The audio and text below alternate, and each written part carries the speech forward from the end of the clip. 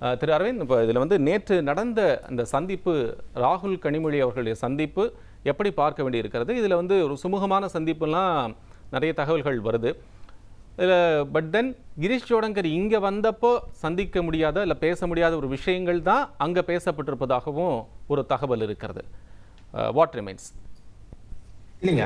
நமக்கு கிடைத்த தகவல் என்னன்னா, நேற்றைய தினம் நடைபெற்ற அந்த சந்திப்பானது, அதாவது காங்கிரஸ் கட்சியின் மூத்த தலைவரும், அதே போல மக்களவை எதிர்க்கட்சி தலைவருமான ராகுல் காந்தி, அதே போல திமுகவின் நாடாளுமன்ற குழு தலைவர் கனிமொழி இருவருக்கும் இடையிலான அந்த சந்திப்பானது ஒரு கார்டியலான ஒரு அட்மாஸ்பியர்ல நடைபெற்ற ஒரு சந்திப்பாகத்தான் இரண்டு தரப்புமே தெரிவிக்கிறார்கள். இன் பிரின்சிபல் காங்கிரஸ் கட்சியும் சரி, திமுகவும் சரி, இரண்டு கட்சிகளும் நடைபெற இருக்கக்கூடிய தமிழ்நாடு சட்டமன்ற தேர்தலில் ஒரே ஓகே, நான் பேசுறது கேக்குதாங்க?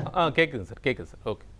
அதான் நடைபெற இருக்கக்கூடிய 2026 சட்டமன்ற தேர்தலில் காங்கிரசும் திமுக இரண்டு கட்சிகளும் ஒரே கூட்டணியில் இணைந்து தேர்தலை சந்திப்பது என்பது தொடர்பாக ஒரு முடிவு எடுக்கப்பட்டிருப்பதாகவும், அதே போல எத்தனை தொகுதிகளில் காங்கிரஸ் போட்டியிட இருக்கிறார்கள் என்பது தொடர்பான அந்த ஆலோசனையான அந்த ஒரு டிஸ்கஷன் ஆனது இரண்டு கட்சிகளும், காங்கிரஸ் தரப்பில் இதற்கு முன்பாகவே ஒரு குழு அமைக்கப்பட்டிருக்கிறது. அதே போல திமுக சார்பிலும் ஒரு குழு அமைக்கப்பட்டவுடன் இரண்டு கட்சிகளுக்கூட அந்த குழுக்கள் ஒன்றாக அமர்ந்து அந்த முடிவை எடுப்பார்கள். பட் இன் பிரின்சிபல் இந்த கூட்டணி, திமுக தலைமையிலான கூட்டணியிலேயே நாங்கள் தொடர இருப்பதாகத்தான் காங்கிரஸ் தெரிவித்திருக்கிறது. எனவே அந்த கூட்டணியில் எந்த ஒரு சலசலப்பும் இல்லை, எந்த ஒரு விரிசலும் இல்லை என்றுதான் தெரிகிறது. ஆனால் எத்தனை தொகுதிகள் காங்கிரஸ் போட்டியிட இருக்கிறார்கள் என்பது அந்த குழு, திமுக குழு அமைத்தவுடன் இரண்டு குழுக்களும் ஒன்றாக அமர்ந்து அந்த அந்த இறுதி முடிவு எடுப்பார்கள் என்றுதான் தெரிகிறது. இல்லை, இன் பிரின்சிபல் சொன்னால் இன் ப்ராக்டிஸ் அதில் வேற தான் நம்ம புரிஞ்சுக்க வேண்டியிருக்கா? நீங்கள் வந்து ரொம்ப பின் பாயிண்டா பேசாம எனக்கு ஒரு ஃபீல் வருது.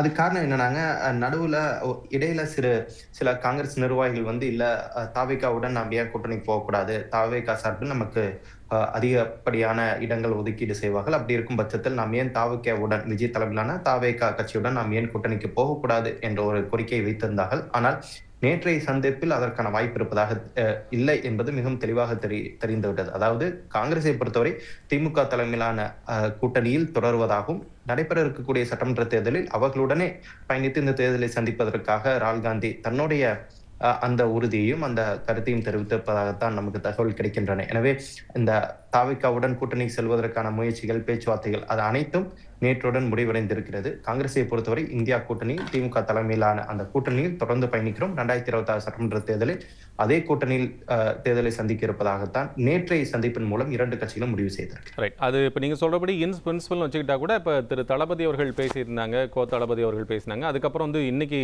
அப்டேட் என்னன்னு பார்த்தோம்னா, போஸ்டர்லாம் ஒட்டப்பட்டு அந்த போஸ்டர்லாம் அடுத்த பரபரப்பை நோக்கி நகர்ந்துட்டு இருக்கு. இதுக்கு வந்து ரெண்டு பக்கம் ரியாக்ஷன் இருக்கிறத பார்க்கணும். யாரும் அதுக்கப்புறம் கூட்டணி பற்றி பேசக்கூடாதுன்னு ஆர் எஸ் பாரதி பேசியிருக்கிறாரு.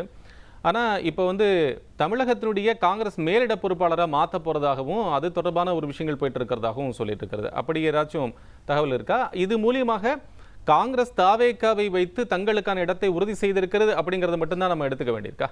அதான் டேக் அவேவா? இல்லைங்க, தமிழ்நாடு காங்கிரஸ் மேலிட பொறுப்பாளர் மாற்றுவதற்கான வாய்ப்பில்லை. கிரீஷ் ஜோடங்கரே தொடர்வார். அதில் எந்த ஒரு மாற்றமும் தற்போது நடைபெறுவதற்கான வாய்ப்பில்லை. அதே போல தமிழ்நாடு காங்கிரஸ் கமிட்டி தலைவராக செல்வ பிறந்தே தொடர்வார் என்றுதான் தெரிகிறது. அதில் எந்த மாற்றமும் இல்லை. ஆனால் திமுகவுடன் பேச்சுவார்த்தைக்காக காங்கிரஸ் தரப்பில் ஒரு குழு அமைக்கப்பட்டிருக்கிறது.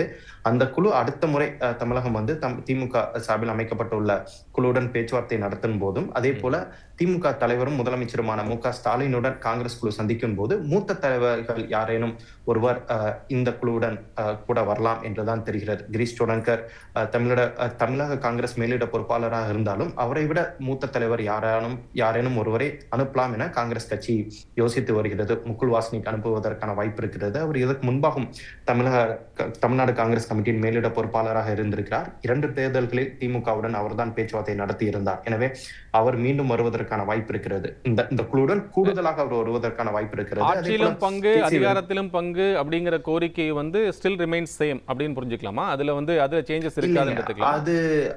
அது காங்கிரஸ் தலைமையோட அது நிலைப்பாடாக இருப்பதாக எனக்கு தெரியவில்லை. தமிழ்நாடு காங்கிரஸ் நிர்வாகிகள் ஒரு சிலர் ஆட்சியில் தங்களுக்கு பங்கு வேணும் என கேட்டிருந்தாலும், தற்போதைய கால சூழ்நிலையை மனதில் கொண்டு காங்கிரஸ் அதனை மீண்டும் வலியுறுத்த மாட்டார்கள் என்றுதான் தெரிகிறது. அதற்காகத்தான் முகுல் வாஸ்னிக் போன்ற ஒரு மூத்த தலைவர்களை அடுத்த முறை பேச்சுவார்த்தைக்கு அனுப்ப அவர்கள் யோசித்து வருகிறார்கள். எனவே இந்த கூட்டணி திமுகவுடனான அந்த உறவை சுமூகமாக வைத்துக் கொள்ள வேண்டும், அதில் எந்த விரிசலும் வந்துவிடக்கூடாது என்பது காங்கிரஸ் கட்சிக்கு மிகவும் தெளிவாக தெரிகிறது. எனவே இந்த கூட்டணியில் விரிசலோ சலசலப்போ இல்லை என்பது மிகவும் தெளிவாக தெரிந்துவிட்டது. காங்கிரஸ் கட்சியை பொறுத்தவரை 2-3 இடங்கள் அதிகமாக கேட்பதற்கான வாய்ப்பு இருக்கிறது. எத்தனை இடங்கள் என்று நமக்கு தெளிவாக தெரியவில்லை. எனவே கடந்த முறை போட்டியிட்டதை அதை விட அதிகமாக சற்று இடங்கள் அவர்கள் கேட்பார்கள். திமுக சார்பில் அதை கொடுப்பார்களா என்று தெரியவில்லை. ஆனால் காங்கிரஸ் சார்பில் அந்த கோரிக்கை வைக்கப்படும் என்றுதான் தெரிகிறது. இல்ல, கொஸ்டின் எனக்காங்க? உங்களுக்கே தான். காங்கிரஸை பொறுத்த வரைக்கும் திமுக இந்த கூட்டணியில் தொடரணும். ஆனால் விஜயை பயன்படுத்தி எண்ணிக்கை அதிகமாக வாங்கணும்னு தான் காங்கிரஸ் நினைக்கிறாங்க. பட் ஆனா அது 2 குழுக்களும் அமர்ந்து பேசும்போதுதான் தெரியும். ஏன்னா எத்தனை சீட் காங்கிரஸ் அதிகமாக கேட்க போகிறார்கள், கள நிலவரத்தை பொறுத்து திமுக எத்தனை சீட் காங்கிரஸ் கொடுக்க போறாங்க என்பது பொறுத்து தான் பார்க்கணும். ஆனா காங்கிரஸை பொறுத்த வரைக்கும் இந்த கூட்டணியில் தொடரணும்னு ஒரு இன்பிரின்சிபல் ஒரு முடிவு எடுத்திருப்பதால் காங்கிரஸ் ஒரு டால் டிமாண்ட் எல்லாம் இருக்கிற மாதிரி தெரியல. டால் டிமாண்டுங்கிறதுங்க நம்ம கூட்டணி ஆட்சியில எங்களுக்கு கூட்டணி அரசு தான் அமைய வேண்டும் என்ன சொல்லிட்டு இருந்ததெல்லாம் காங்கிரஸ் கீழே இறங்கி வந்திருக்காங்க. காங்கிரஸ்க்கும் ரியாலிட்டி, கிரவுண்ட் ரியாலிட்டி என்னன்னு தெரியும்னு நினைக்கிறேன். அதனால காங்கிரஸும் ரொம்ப பெரிய அதிக ஒரு டால் டிமாண்ட் வைப்பதற்கான வாய்ப்பு இருப்பதாக தெரியவில்லை. காங்கிரஸை பொறுத்த வரைக்கும் இந்த கூட்டணியில் தொடரணும். ஏன்னா தேசிய அளவுல இந்தியா கூட்டணி வலிமையாக இருக்க வேண்டும். அதுக்கு திமுகவோட பங்களிப்பு மிக மிக முக்கியம். இதுக்கு முன்னாடி பேசினவங்க நான் கொஞ்சம் தான் கேட்க முடிஞ்சு. அவர் சொன்னாங்க திமுக கூட்டணியில இந்த சலசலப்பு இருக்கு, பாஜக கூட்டணியில் இந்த சலசலப்பு இல்லை அப்படின்னாங்க.